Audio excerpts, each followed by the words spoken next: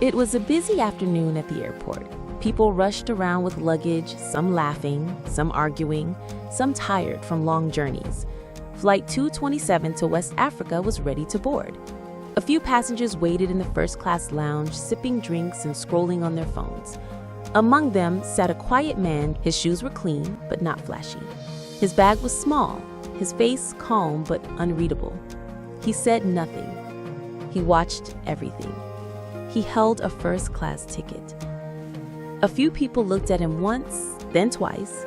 A man of color, alone in the first-class lounge, just simply? He didn't seem like a businessman, didn't look rich, didn't even have a laptop bag or a wristwatch. But he sat there peacefully, waiting for his flight like everyone else. When the call came, first-class passengers, please proceed to gate 4, he stood up and joined the line. The flight attendant at the gate was a slim woman with bright red lipstick and golden hair tied in a bun. Her name tag read Rhoda. She smiled brightly at the man in front of him, a white man in a designer suit, and scanned his ticket. "Welcome aboard, sir," she said with charm. Then came the quiet man. She looked at his dark face, then at his simple clothes. Her smile faded instantly. "Excuse me, sir?" she said, blocking him with her arm. "You must be lost. This lane is for first class." He quietly handed her his ticket. She stared at it with her face tightened. "Seat 2A? This must be a mistake," she muttered, almost to herself. She looked him up and down, her eyes filled with disbelief. "Sir, this flight is not for the person of your color. You can't sit here." People nearby turned to look. "Excuse you?" he asked calmly. Rhoda's voice grew louder. "I said this flight is not for someone of your color. You must have booked economy by mistake. Maybe someone used your card." A gasp came from a young woman behind him in line. A man in business clothes frowned deeply. Phones started to rise, passengers beginning to record, but Rhoda didn't stop.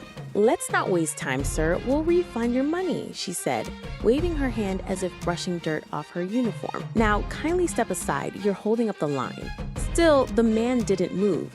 He looked at her quietly, his eyes steady but kind. "I bought a first-class ticket. That's my seat. 2A, she scoffed. "You can't even pronounce the name of this airline and you want to sit in first class." The crowd grew restless. A junior attendant, a young man in glasses, walked over. "Is everything all right?" he asked. Rhoda leaned in. "This guy's trying to force his way into first class with a fake ticket," she whispered. The junior attendant took the ticket and scanned it with the handheld device. A green checkmark appeared with a soft beep. "It's valid," he said quietly. Rhoda's face twisted with anger. "It doesn't matter," she said. "Look at him. Do you really think he belongs in seat 2A? By now, 5 or 6 people were filming. The man stepped aside to let a mother with a baby pass through. He turned back to Rhoda. "I'm not here for drama," he said calmly. "I just want to take my seat." The junior attendant looked troubled. "Rhoda, maybe we should just—" "You want to lose your job over this?" she snapped. The quiet man sighed and stepped forward.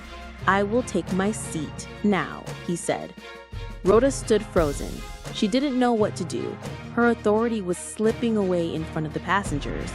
Finally, she stepped aside but hissed, "Don't say I didn't warn you. We'll see how long you last in that seat."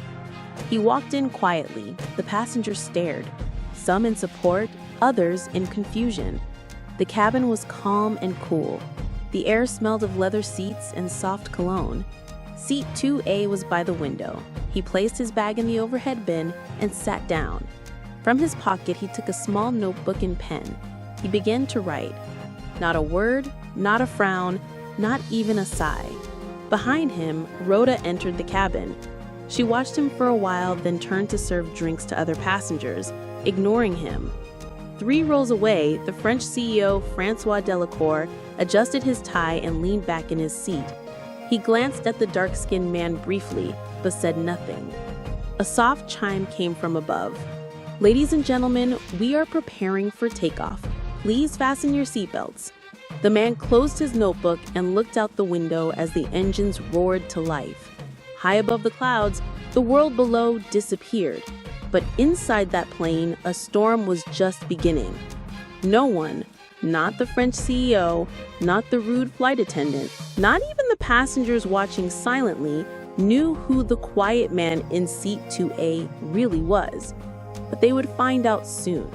And when they did, the shame would shake them to their bones. The airplane soared above the clouds, cutting through the sky like a silent arrow. Inside the first-class cabin, the mood was calm on the surface, but underneath it was tense. The quiet man in seat 2A sat with his seatbelt fastened. He didn't ask for champagne, he didn't stretch his legs like the others, he simply stared out of the window with deep, thoughtful eyes. He looked like someone who had seen many things, but carried them quietly inside his heart. Flight attendant Rhoda moved around the cabin offering drinks and snacks. Her face wore a plastic smile for everyone except him. When she got to seat 2B, right beside him, she paused. The passenger there, an older French woman with pearl earrings, smiled politely and asked for green tea. Rhoda nodded. "Of course, ma'am." Then she turned sharply to the man in 2A. "What would you like to drink?" she asked, voice flat and cold. He looked up gently and replied, "Just water, please." She rolled her eyes. "We have sparkling and still. Pick one." "Still water is fine," he said calmly. She brought his water, but unlike the others, she didn't place it on a napkin. She didn't smile. She didn't even say, "Here you go." She simply dropped the bottle on the tray table, and it nearly fell over. He picked it up, fixed the cap, and took a sip. Still calm, still silent. Across the aisle, Francois Delacour noticed. He frowned. Something about the way Rhoda treated this man didn't sit right with him. Francois had met arrogant people in business, but this wasn't pride, it was quiet strength. The man hadn't spoken more than 10 words since boarding, but there was something royal about him. Rhoda came by again, handing out hot towels. She skipped seat 2A entirely. The man didn't complain, but passengers were noticing. The woman in 2B whispered, "Why does she keep ignoring him? He's not causing trouble." The man in 3C murmured to his wife, "Maybe she thinks he's not supposed to be here." Meanwhile, in the economy cabin, people laughed, babies cried, and the plane rocked gently with light turbulence. Back in first class, something was about to happen. A younger attendant, the same one who had scanned the men's ticket earlier, quietly approached Rhoda at the front of the cabin. "Can I talk to you?" he asked. She sighed. "What now?" He leaned closer. "You need to stop treating that man like he's invisible. People are noticing. They're filming." "So?" Rhoda snapped. "Let them film. Let the whole world see. That seat doesn't belong to people like him. He bought it, fine, but he doesn't belong here. He knows it. I know it." The junior attendant looked alarmed. "You're crossing a line." "No, he crossed the line," Rhoda whispered harshly. "People like him should know their place. They want to act like kings and sit in places they don't belong, then let them face the pressure." Suddenly, the plane shook a little harder. A sharp bump paused a few passengers to grip their armrests. Rhoda turned and quickly walked back toward the first-class cabin. "Ladies and gentlemen," the captain said over the speaker, "we're passing through a small storm. Please stay seated and keep your seatbelts fastened." Rhoda moved down the aisle, checking belts. When she reached seat 2A again, she stopped. "You better buckle up tight," she said with a slight smirk. "Wouldn't want you flying out of your seat." The man looked at her and calmly replied, "Thank you for the reminder." She wasn't expecting that. Her face hardened and she moved on. As the turbulence passed and calm returned, lunch was served. Trays of fancy meals were placed before the first-class passengers. Rhoda dropped a tray in front of the man. "Here, hope this meets your standards." He looked at the tray and nodded. "Thank you." Francois had seen enough. He leaned toward Rhoda and said quietly, "Excuse me, But why are you treating that man with such disrespect? Rhoda's face turned red. Sir, please mind your business. Francois didn't back down. I am. This is my business. I pay for peace, not to watch you insult a paying passenger. Other passengers nodded. Someone in the back of the cabin clapped once. Rhoda turned on her heels and stormed to the galley. Inside, she paced like a lion. How dare they defend him, she whispered to herself. Who does he think he is? In seat 2A, the quiet man closed his eyes and breathed slowly. He was used to storms, both in the sky and on the ground. But this storm had a different weight. This was not just about color. It was about dignity, about silence being tested, about patience under fire. Suddenly, there was a call on the intercom. Cabin crew, prepare for arrival, 30 minutes to landing.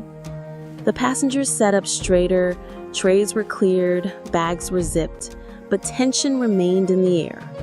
Rhoda returned to first class one last time before descent. She stood near 2A, arms folded, staring at him. I hope next time you choose the right cabin, she said coldly. You're lucky we didn't throw you out before takeoff. He looked up, his voice was steady.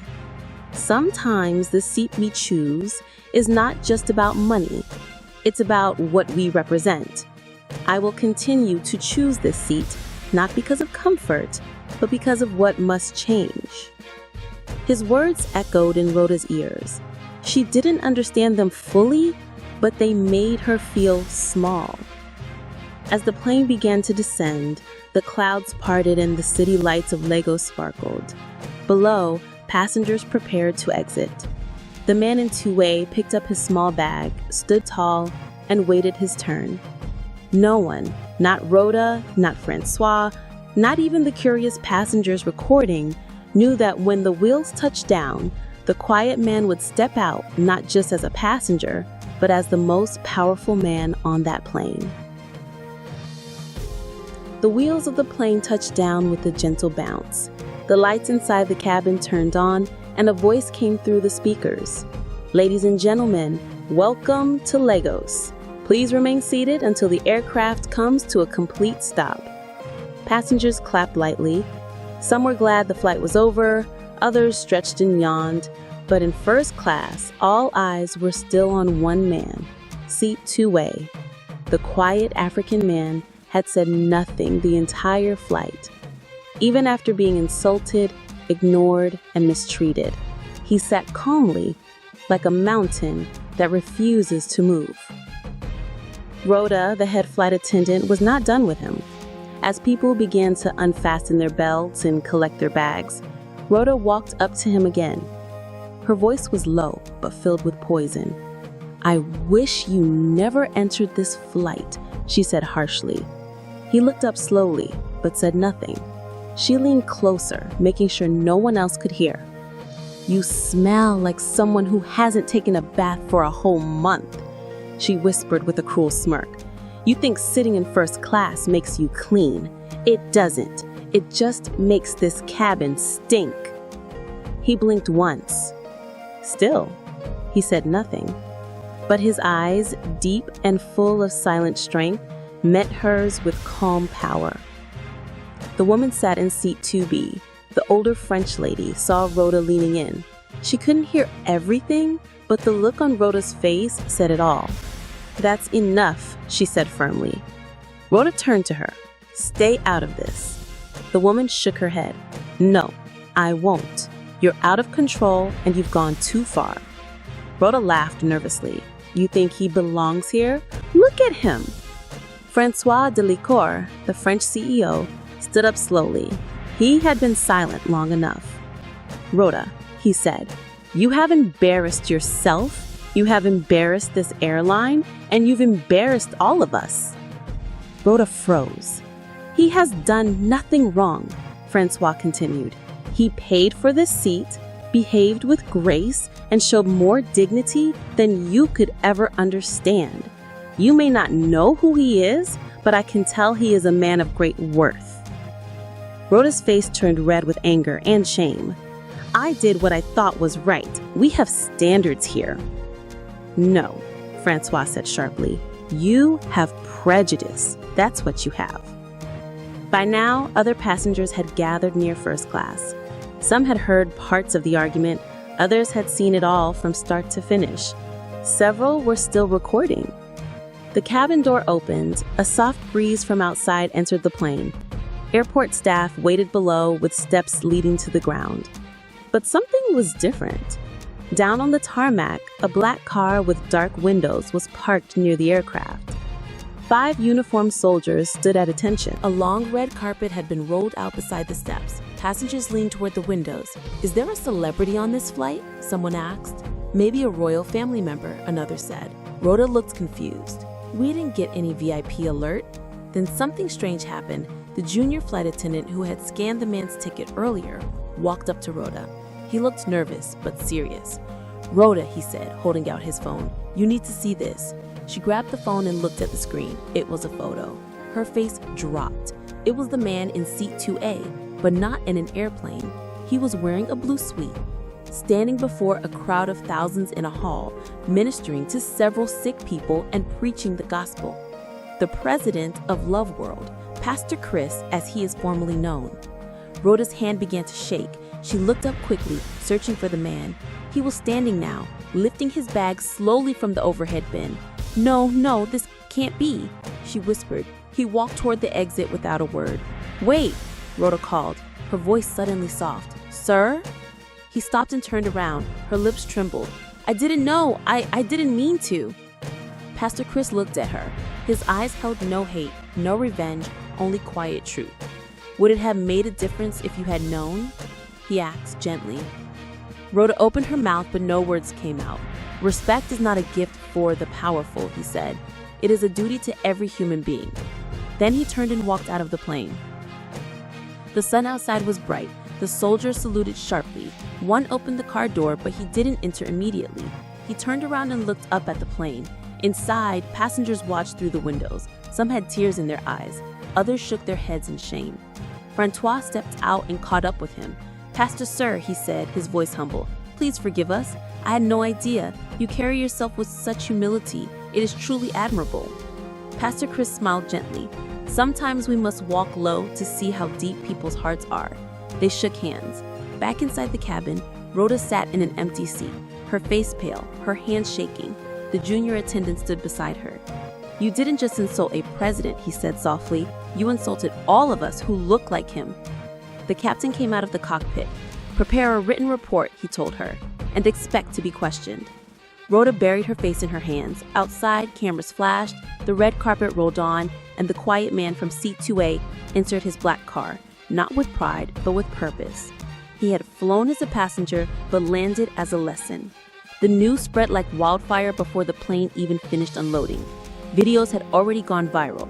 Passengers had posted clips of the incident on social media.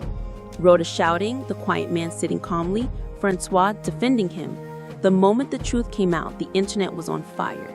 People were angry, shocked, inspired. Many were ashamed. Inside the airport, as other passengers moved through immigration and customs, the staff scrambled. Security officers stood straight. Airport workers whispered and pointed. "Did you hear? He was on our flight. The president of Love World, Pastor Chris, and Rhoda insulted him." Meanwhile, Rhoda stood in a small office near the jet bridge, her face pale, her hands cold. The airline manager paced in front of her. "Do you realize what you've done?" he snapped. "I didn't know," she whispered. "That's not the point," he said. "It's not about who he is. It's about what you said. This flight is not for the person of your color. You smell like someone who hasn't bathed in a month." She looked down, tears rolled down her cheeks. "I was just doing my job," she said weakly. "No," the manager replied firmly. "You were abusing your position, and you've done it before." Rhoda gasped. "What do you mean? You think we haven't gotten complaints? You think this is the first time?" She froze. Outside, Pastor Chris sat in his car. The airport director stood beside him, sweating, trying to explain. "Pastor Sir, we are deeply sorry. If we had known..." Pastor Chris raised his hand gently. "That's the problem," he said. "You only care when you know." The director fell silent. "I flew today not to test anyone," he continued. I flew as a simple man. I wanted to feel what the people feel, and now I know. He looked out the window at the airport building. That woman did not insult just me, he said. She insulted millions of Africans, poor and rich.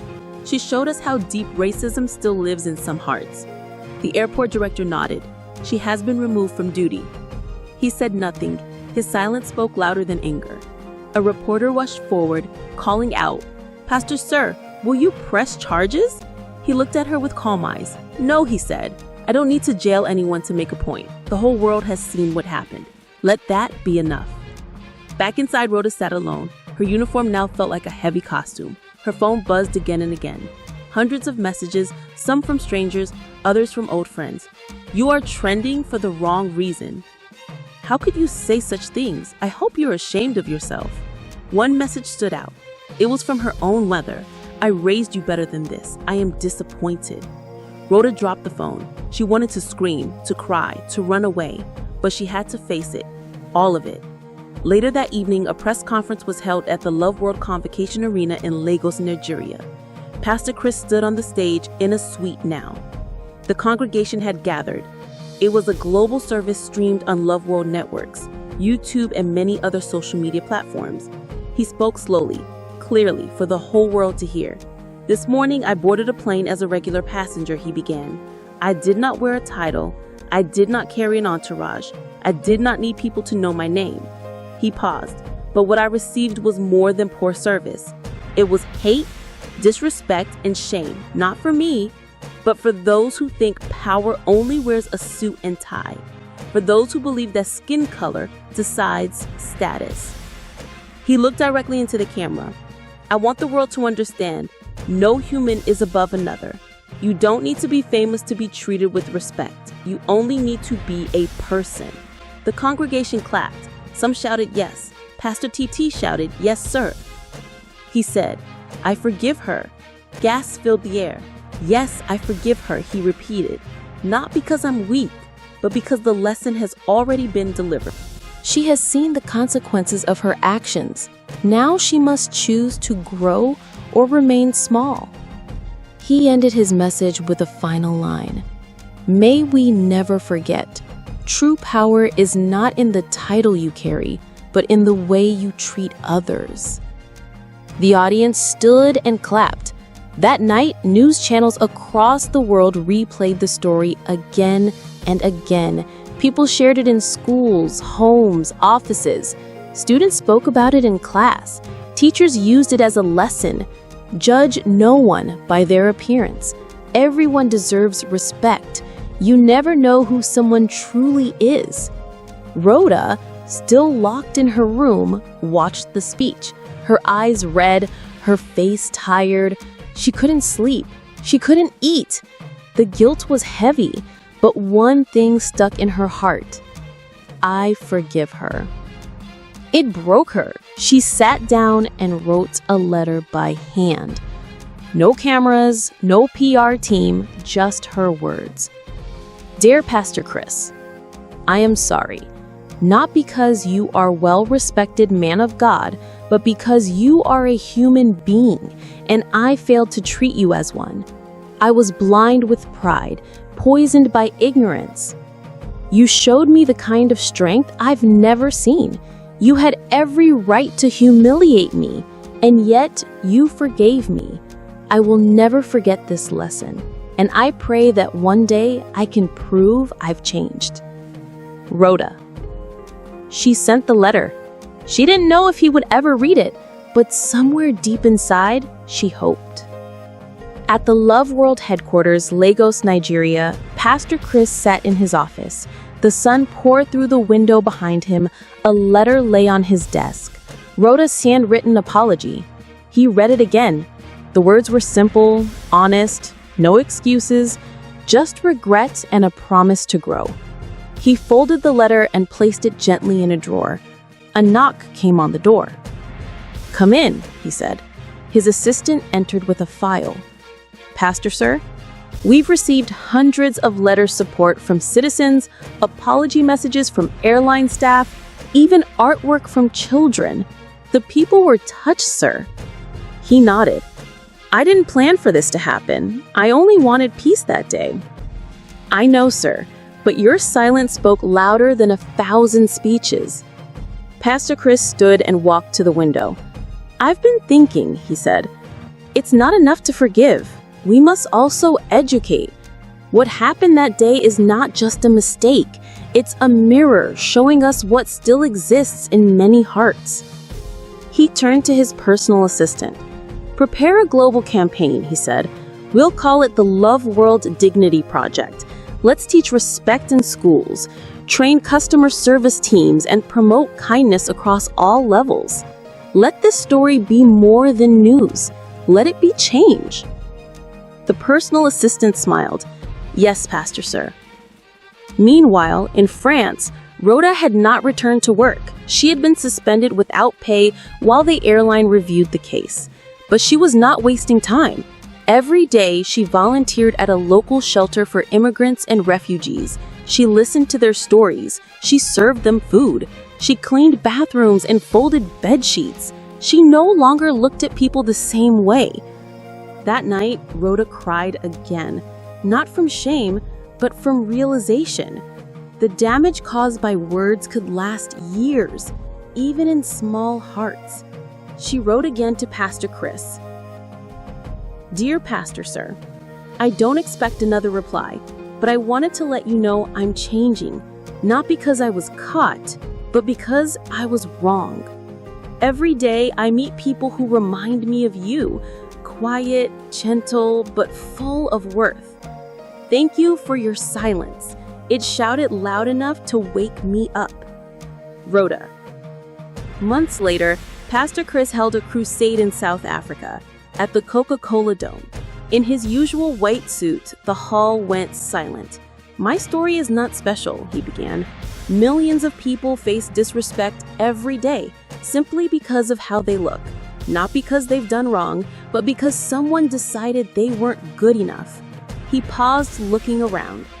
I was called dirty, told I didn't belong, laughed at. Not as a man of God, but as a man with dark skin. And I stayed silent, not because I couldn't speak, but because I wanted to listen. The congregation leaned forward. He said firmly, listen to the pain of others, to your own thoughts, to the voice in your heart that tells you everyone deserves respect. He ended saying, if your power makes others feel small, it is not power, it is weakness. The congregation stood. Applause thundered through the hall. That same quote was later painted across the school walls, printed on shirts and shared on posters in airports around the world. If your power makes others feel small, it is not power, it is weakness. Years later, many would look back at that one flight as the day the world paused to reflect, the day a man of God taught the world about dignity, the day a proud woman broke and rebuilt her heart, the day silence roared louder than hate. And so, the lesson lived on, not just in books or speeches, but in how people treated the one sitting beside them, whether in first class, economy, or on the street. Dear viewers, if you enjoyed this video, don't forget to hit the subscribe button, like, share with your friends, and turn on the post notification bell so you'll be the first to know whenever we upload a new video. Thank you for watching.